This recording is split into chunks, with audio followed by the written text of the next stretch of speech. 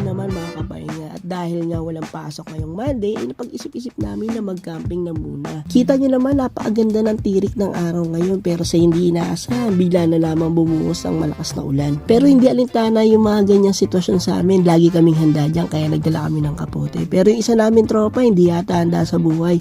Tingnan mo, gusto niya na lang sanggain daw yung ulan. Minsan talaga sa buhay natin, may mga darating na problema, circumstances, at mga sitwasyon na hindi natin inaasahan. Pero dapat sa mga ganyang bagay, lagi tayong maging handa. Sabi nga sa 1 Corinto chapter 16 verse 13 to 14, maging handa kayo at magpakatatag sa inyong pananampalataya. Maging matapang kayo at maging matibay. At ang lahat ng ginagawa nyo ay gawin nyo na may pagmamahal. Minsan talaga sa buhay natin may mga bagay na hindi tayo inaasahan. Lagi sinasabi sa atin ng Panginoon, maging handa tayo at maging matatag. No? May mga kanya-kanya tayong problema na kinaharap. May mga kanya-kanya tayong mga circumstances. Pero lagi nyo tatandaan na nandyan ang Diyos para sa inyo at gabayan kayo. Kaya lahat ng bagay na ginagawa nyo ay lagyan nyo ng pagmamahal. Maging masaya at maging matatag sa buhay. Hirap nga naman kung gagamitin ng bulag niya. Hindi daw siya kapag-reach, siya makita ko nangyari. Baliw kaya ito eh. Sabi tita, ang bango, sarap talaga. Di ba? Di, okay lang po. Kala nga namin bakit. Aray ko! Tinanong kami dito nung nasabay dami. Ano gusto niyo? Pag Manong ulam. Palaka? Di ba nung dumaan tayo daming palaka doon? Bahala ka sa buhay mo. Doon ko lang nag-isa ng palaka eh. Yun talagang tumalon yung puso ko nun. Ayok na Audi. Mabigat yung yung box ko nun.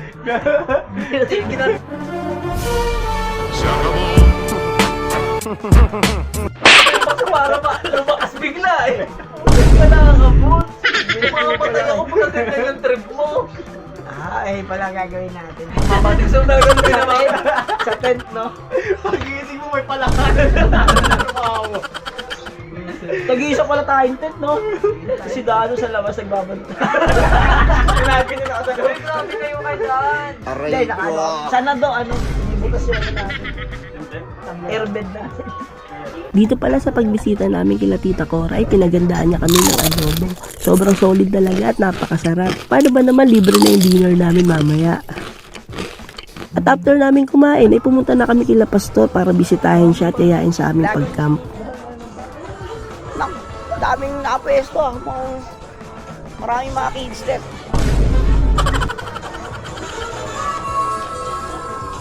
Opo, Shopee! Gising! Gising eh! Gising ka pala. Gising! Ah, sabi tulog! Wala ko! Uy, chat ka daw ni Robin. Ay, Uy, basta mamaya punta ka na lang din. Pag ano. ano na? Tapusin ko lang.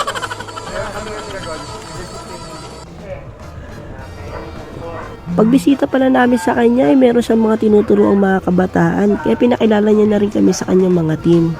At syempre pinakilala niya yung mga team niya sa amin. Dito pala ay nakakatuwa yung mga kabataan dahil sa murang edad nila ay alam na nila kung sino yung paglilingkuran nila. Sana lumago kayo at maging matatag sa ministeryo. Huwag niyong iwan si Pastor JR at patuloy kayong maglingkod sa Panginoon na meron tayo. After pala nito ay nagpicture-picture na kami at umalis na rin kami agad baka kasi abutan kami ng madilim eh. Mahirap pa naman dumaan doon.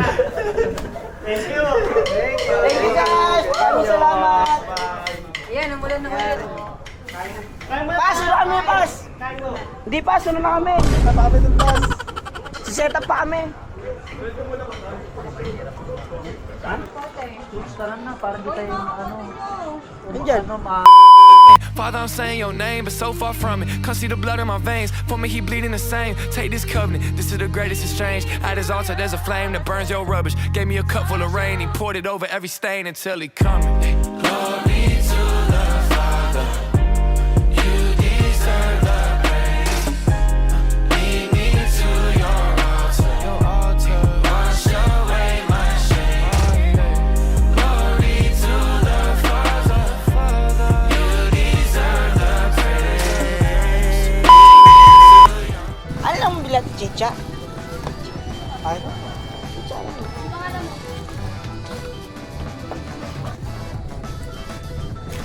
Tay, pwede pang tingi dito?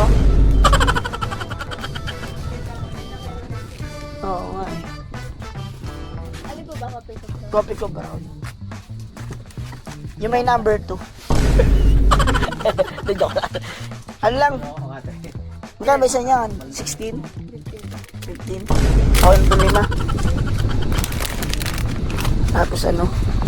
Biscuit, pizzeria. Bubul sa'yo no? Parang isang sa'yo. Nagbubul sa ako yan. Isip mo ba? Hindi, okay naman eh. Kaya mo? Yan na natin, wala si Google mga. Nag-isip kami na natin. 30 ba ito? 35 po. Ano 35? Sabi si sir. Aray ko! 30 plus 50. 25 yung discount. Gagawin pala.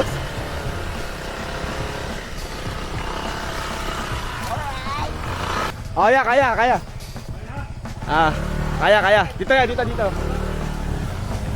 Dyan.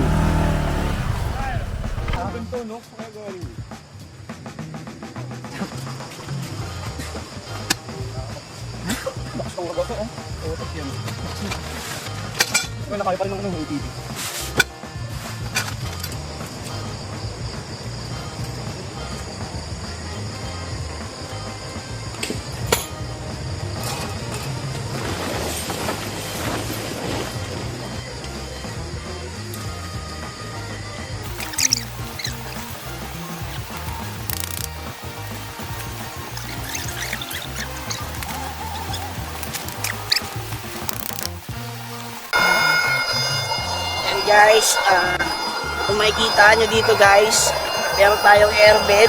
Kasi sinasabi sa iyo sa pagkakamping, may airbed ka dapat. May ulan ka pa.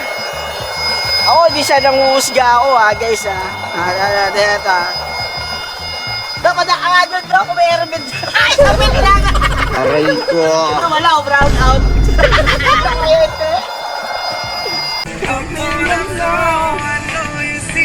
Sarap na setup natin.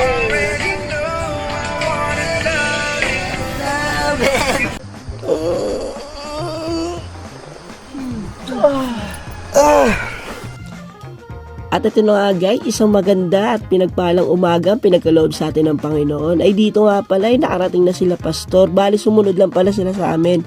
At kitang kita nyo naman guys, napakaganda ng view natin.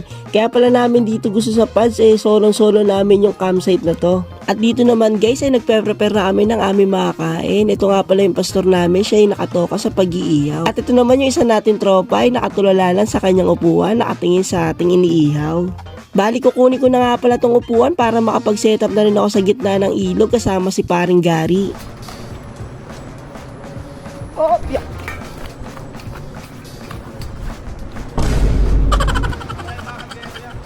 Ayo. Ay no, iniwan ni Jake eh.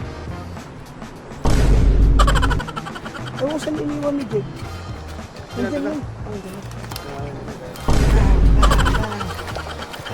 Uy.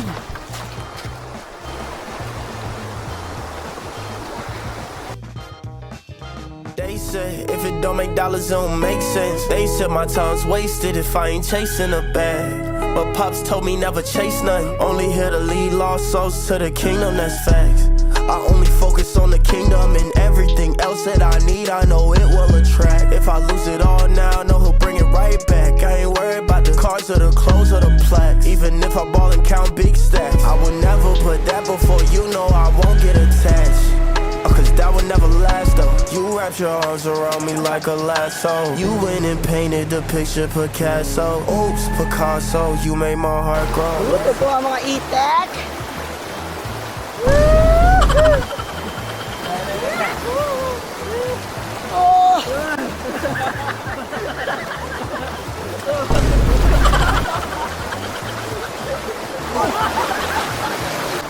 Ibigyan natin ang gusto ng mga putoy. Bahala ka sa buhay mo. Ginusto mo yan eh.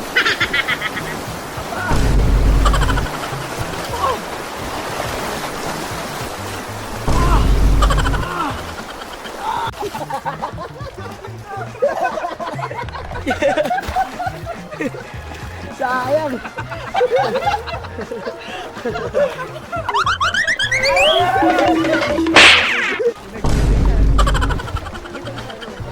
Doon na.